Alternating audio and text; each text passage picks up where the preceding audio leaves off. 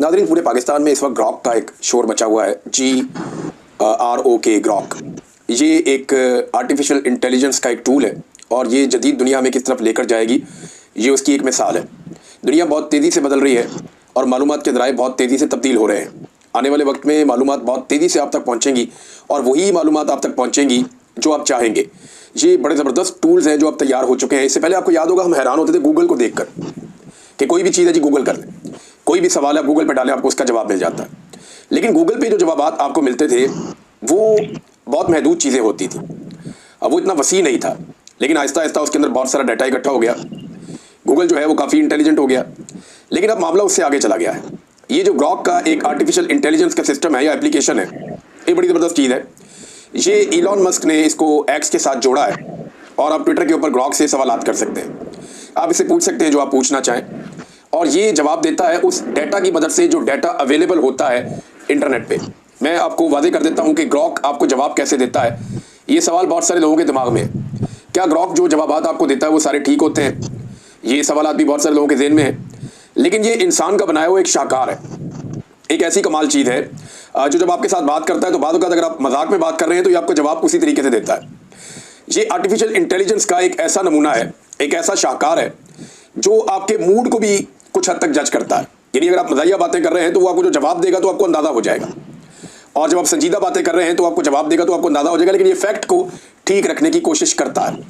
अब ये फैक्ट्स को ठीक कैसे रखता है, ग्रॉक को इतनी मालूमात कैसे मिलती हैं, इसके बारे में मैं आपको बताता हूँ। ये आर्टिफिशियल इंटेलिजेंस का ऐसा टूल है जिसके अंदर दुनिया भर की मालूमात इकट्ठी हो रही है। कैसे? जो मालूमात ये इकट्ठी करता है उसके 4 ज़राए हैं। ये ग्रॉक से ही आप पूछेंगे तो वो भी आपको बता देगा कि 4 ही ज़राए हैं जिनसे वो मालूमात इकट्ठी करता है। कहाँ पे ये बहुत मजबूत है और कहाँ पे ये कमज़ोर है, इसके बारे में मैं आपको बताता हूँ। नंबर 1, ये वेब सर्च करता है। यानी जितनी भी आपकी वेबसाइट्स हैं ये उनको सर्च करता रहता है। गूगल के ऊपर चीज़ें सर्च कर लेता है, बहुत सारी और वेबसाइट्स हैं वहाँ से चीज़ें सर्च कर लेता है, दीगर जो सर्च इंजन हैं वहाँ से इसको बहुत सारी मालूमात मिल जाती है। तो ग्रॉक हर वक्त पढ़ता रहता है, इसके हमेशा इसको इन्फॉर्मेशन मिलती रहती है। और ये इंसानी दिमाग की तरह काम नहीं करता ना कि इंसानी दिमाग एक वक्त में एक किताब पढ़ता है फिर दूसरी फिर तीसरी, नहीं। ये एक वक्त में हज़ारों चीज़ें एक साथ इसके अंदर मुंतकिल हो रही होती हैं। आर्टिफिशियल इंटेलिजेंस में इसको वो चीज़ें इसके अंदर दाखिल हो रही होती है। जो नई डेवलपमेंट्स आ रही होती है खबरों की सूरत में, वो भी इसके अंदर दाखिल हो रही होती हैं। जितनी भी बैनुल-अक़वामी वेबसाइट्स हैं बहुत बड़ी बड़ी, वो सारी इसका सोर्स ऑफ इंफॉर्मेशन है। ये हर वक्त अखबारात पढ़ता रहता है, हर वक्त इंफॉर्मेशन इकट्ठी करता रहता है। मैं आसान ज़बान में कहूँ कि जो भी डेवलपमेंट होती है और उसको तहरीरी शक्ल दी जाती है वो ग्रॉक के पास पहुँच जाती है। तहरीरी शक्ल की मैं बात कर रहा हूँ, और सिर्फ तहरीरी शक्ल। टेलीविजन पे क्या चल रहा है उसके बारे में इसको नहीं पता, यूट्यूब पे जो वीडियोस बन रही है उनके अंदर क्या चल रहा है उसके बारे में इसको नहीं पता, टिकटॉक के ट्रेंड्स क्या कह रहे हैं वहाँ क्या चल रहा है उसके बारे में इसको नहीं पता, वीडियोस के बारे में ये नहीं जानता। ये सिर्फ डाटा के बारे में जानता है, वो डाटा जो आदादो शुमार के जरिए या तहरीरी तौर पे अंग्रेजी में, उर्दू में, हिंदी में, किसी और ज़बान में, चाइनीज़ में जो मौजूद होता है इंटरनेट पे, ये उसको पढ़ता है और उसके मुताबिक अपनी इंफॉर्मेशन में इजाफा करता चला जाता है, इजाफा करता चला जाता है। यानी एक फैक्ट अगर गलत है और सारे वही फैक्ट लिखते चले जा रहे हैं, लिखते चले जा रहे हैं, लिखते चले जा रहे हैं, तो ग्रॉक जो है वो उसको ठीक नहीं कर सकता, वो उसी फैक्ट को मान लेगा। जब सारे लोग उसके ऊपर बार बार वही बात कर रहे हैं तो उसको वो बात माननी पड़ेगी क्योंकि दस्तयाब डाटा में वही लिखा हुआ है और उसके अलावा कोई और ओपिनियन वहाँ मौजूद नहीं है। लेकिन अगर दूसरी ओपिनियन मौजूद है तो फिर ग्रॉक आपको वो फैक्ट बताएगा और ये वाली ओपिनियन भी आपके सामने रख देगा। ऐसे वो चीज़ों को बैलेंस करता है। बड़ा ज़बरदस्त सॉफ्टवेयर है। एक तो ये वेब सर्च करता है, वेबसाइट्स के ऊपर देखता है। दूसरा, ये जो एक्स के ऊपर पोस्ट होती हैं, ट्विटर के ऊपर जो आप पोस्ट वगैरह करते हैं, जो चीज़ें आप वहाँ पे छोड़ते हैं, जो लिखते हैं, ये उससे भी डाटा इकट्ठा करता है। ट्विटर के ऊपर जो वीडियोस चलती हैं वहाँ से ये डाटा इकट्ठा नहीं करता, लेकिन जो ट्विटर के ऊपर जो लोग लिखते हैं डाटा, ये उससे मालूमात इकट्ठी करता है। फिर अपलोड करदा मवाद, जो मवाद अपलोड किया जाता है मुख्तलिफ प्लेटफॉर्म से, ये उससे मालूमात इकट्ठी करता है।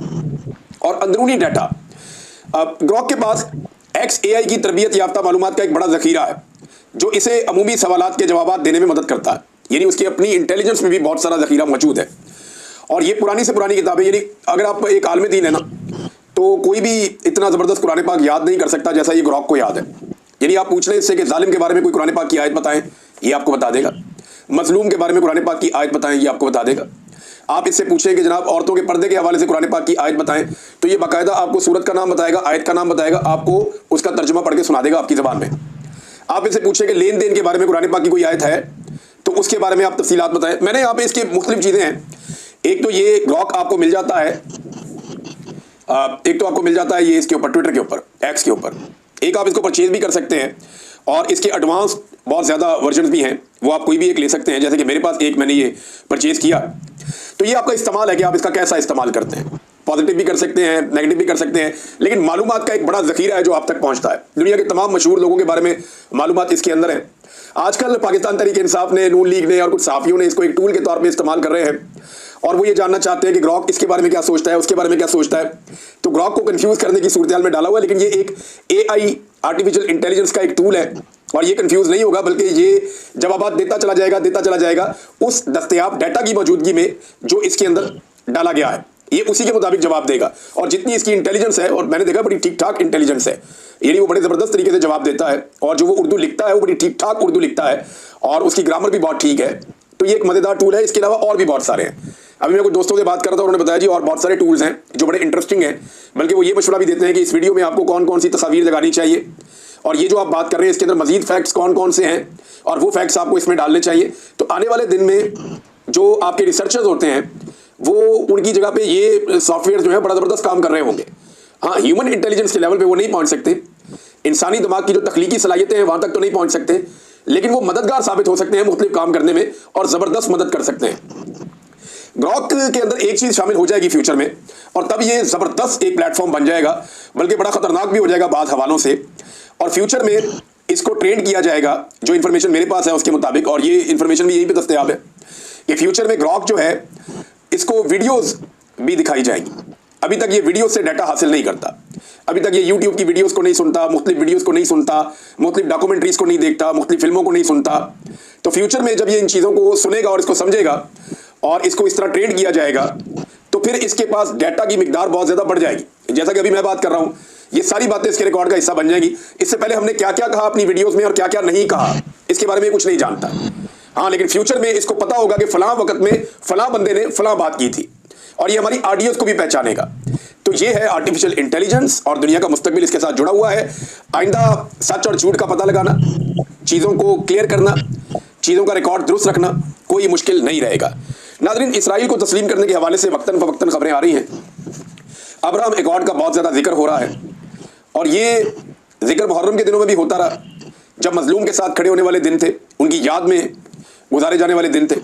हमारे पाकिस्तान के वुज़रा जो हैं वो बार बार अब्राहम एकॉर्ड का जिक्र करते हैं, बार बार इस बात का जिक्र करते हैं।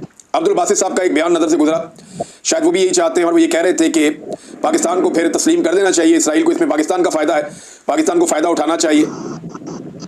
फिर एक और स्टेटमेंट मेरे सामने से गुजरा, जिसमें अमेरिकन जो हैं वो अब ये दावा कर रहे हैं कि सऊदी अरब, पाकिस्तान, इंडोनेशिया और बहुत सारे और ममालिक आने वाले वक्त में मुमकिना तौर पर इसराइल को तस्लीम कर सकते हैं। अब ये इतनी जल्दी तो होगा नहीं, क्योंकि अभी हाल ही में बहुत बड़ा कत्लेआम हुआ है फ़लस्तीनियों का, ईरान के साथ एक बड़ी जंग हुई है। लेकिन जिस तरह नज़र आ रहा है ना, सब उतावले हुए हैं, सब बहुत जल्दी जल्दी करना चाहते हैं। तो ऐसा लगता है कि इसराइल को तस्लीम करने का एक नया मरहला शुरू ज़रूर होगा।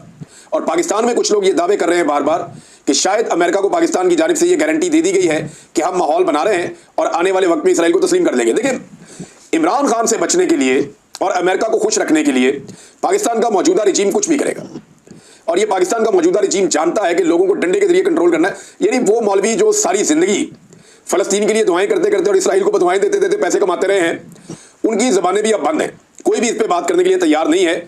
और वो जो लोग कभी रोना रोते थे मईशत का और दीगर चीज़ों का, वह बोलते ही नहीं है। मिसाल के तौर पे एक शख्स ने कुरान पाक पे हलफ लिया, ये चौधरी उस्मान अली, ये साहिवाल से MNA है, इसने हलफ लिया कुरान पाक पे कि मैं मेंबर कौमी असेंबली बनूंगा तो इमरान खान को कभी धोखा नहीं दूंगा। इसने नून लीग ज्वाइन कर ली।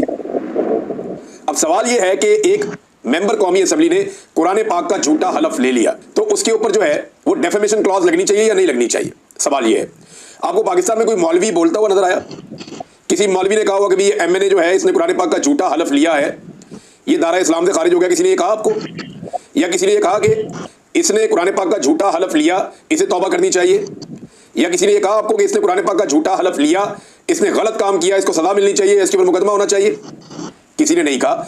वजह यह है कि इस आदमी ने वही किया जो इसको एस्टेब्लिशमेंट ने कहा है। इस वक्त पाकिस्तान के ज़्यादातर मौलवी एस्टेब्लिशमेंट के नरगे में है, ज़्यादातर मौलवी एस्टेब्लिशमेंट के कंट्रोल में है, और एस्टेब्लिशमेंट जो भी कार्रवाई करवाती है ये मौलवी उसके ऊपर बोलते नहीं है। चौधरी उस्मान अली के घर के बाहर से हसनैन रफीक साहब है, नया पाकिस्तान वाले हमारे दोस्त, उन्होंने वहाँ से उसके पोल खोले, जाके वहाँ कैमरा निकाला और लोगों से पूछना शुरू कर दिया। लोगों ने कहा हम तो इसको जानते ही नहीं है, हम तो इमरान खान को जानते हैं, हमने इमरान खान के नाम पे वोट दिया था, इसको तो कभी हम काउंसलर भी ना बनाए, ये कहाँ से MNA बन गया? और इसने कुरान पाक पे हलफ लिया था, तब हमने इसको वोट दिया था कि ये इमरान खान का साथ नहीं छोड़ेगा। लोगों ने वो बुरा भला कहा, वो मट्टी बलीद की है कि ऐसा लगता है कि ये शख्स आइंदा कभी इलेक्शन जीत नहीं पाएगा। शायद इसको एस्टेब्लिशमेंट ने कोई आसरा दिया हुआ है, या पता नहीं, हो सकता है इसकी एस्टेब्लिशमेंट के पास कोई कमजोरी हो जिस वजह से ये काबू आ गया हो। बहरहाल ये बंदा, लोग कह रहे हैं जी काउंसलर भी नहीं बन सकता, हमने खान को वोट दिया था, इसको वोट नहीं दिया था। कुछ लोग तो कह रहे थे इस्लाम से खारिज हो गया, अब ये किस मुंह से अपने हल्के में आएगा, ये तो आइंदा वोट मांग ही नहीं सकता।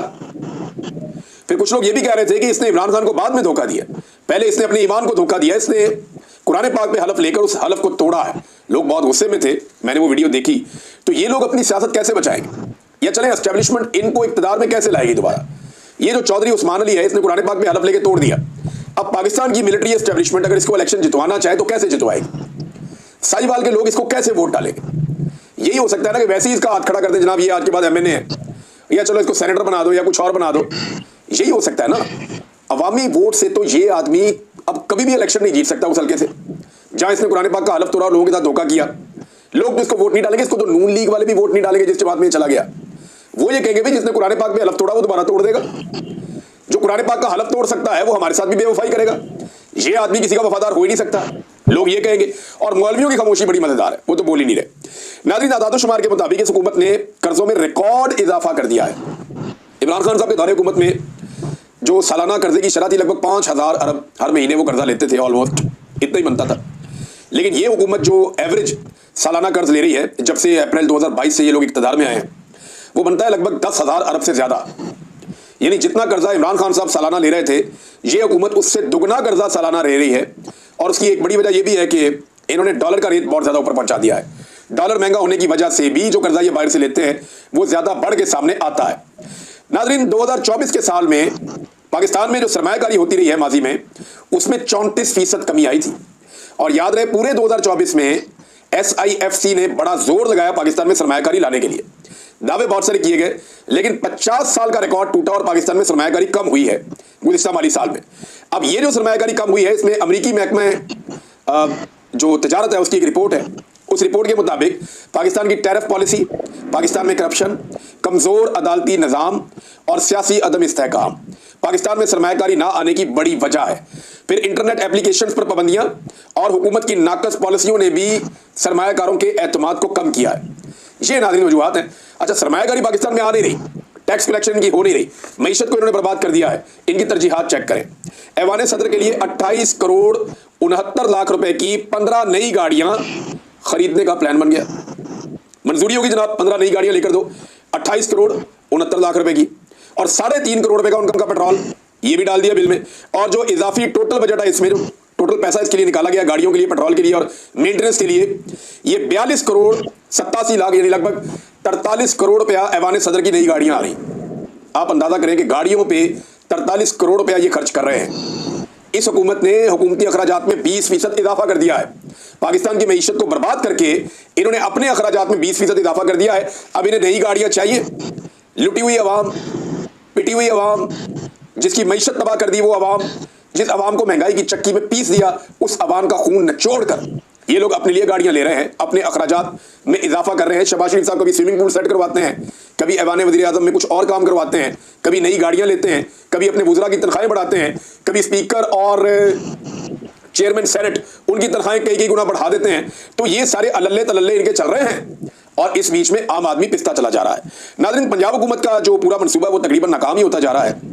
तीसरा अस्पताल सरकार को वापस हो गया। अब तक की इत्तला के मुताबिक ये मोहम्मद उमैर साहब ने खबर दी है। आउटसोर्सिंग शुरू होते ही नाकामी का शिकार हो गई, रिवर्स हो गई। तीसरा अस्पताल सरकार को वापस लेना पड़ गया, मुजफ्फरगढ़, ओकाड़ा और सियालकोट। और अब ये जो लेटर आया है फाइनली, एक और ये लेटर आ गया है जनाब सियालकोट से। तो ये अब अस्पताल वापस हो रहे हैं, ये चलाने के काबिल नहीं है जहाँ ये दिए जा रहे हैं। महकमा सेहत का इन्होंने बेड़ा ही गर्क करके रख दिया। इमरान खान की जो पॉलिसी थी उससे इनहराफ करके, उससे भाग के इन्होंने हर चीज़ तबाह बर्बाद कर दी। नाज़रीन, भारतीय मीडिया इस वक्त सेलिब्रेट कर रहा है एक चीज़ को, और वो है बिलावल का स्टेटमेंट। बिलावल ने जो ये कहा है ना कि भारत हमारे साथ ताउन करे। ताउन किस चीज़ में? पानी चाहिए इन्हें भारत से। तो भारत अगर हमारा पानी रोकेगा तो क्या हम उसे ये कहेंगे ताउन करें, मेहरबानी करें? भाई, इंटरनेशनल कवानीन के मुताबिक उस पानी पे आपका हक है। भारत उस पानी को रोकेगा तो जंग है, और पाकिस्तान ये कह चुका है कि इसको जंगी कदम समझा जाएगा, इसका जवाब ताकत से दिया जाएगा। लेकिन बिलावल ने एक बड़ा कमजोर स्टेटमेंट दिया और बिलावल ने ऑफर कर दिया भारत को कि हम हाफिज सईद भी आपको दे देते हैं, मौलाना मसूद अजहर भी हम आपको दे देते हैं। ये जो तासुर गया बिलावल जरदारी के इंटरव्यू से, इसको भारतीय मीडिया रिपोर्ट कर रहा है अपनी जीत के तौर पर, अपनी कामयाबी के तौर पर रिपोर्ट कर रहा है। और उसका ये कहना है कि पानी वाले मामले की वजह से पाकिस्तान में काफी घबराहट है और पाकिस्तान ने हाफिज सईद और मौलाना मसूद अजहर को भारत के हवाले करने की ऑफर कर दी है। पाकिस्तान की गवर्नमेंट ने इसके ऊपर कोई रिस्पॉन्स नहीं दिया। पाकिस्तानी गवर्नमेंट को भी इस पर रिस्पॉन्स देना चाहिए तो पता चले कि पाकिस्तान की पॉलिसी क्या है। भारत बिलावल ने खुद से तो ये स्टेटमेंट दिया नहीं होगा। बिलावल, जरदारी, नवाज शरीफ, ये एस्टेब्लिशमेंट के कहे बगैर तो ये बेचारे पता नहीं वॉशरूम भी कैसे जाते होंगे, तो इनको तो सब कुछ उनकी मर्जी से ही करना पड़ता है।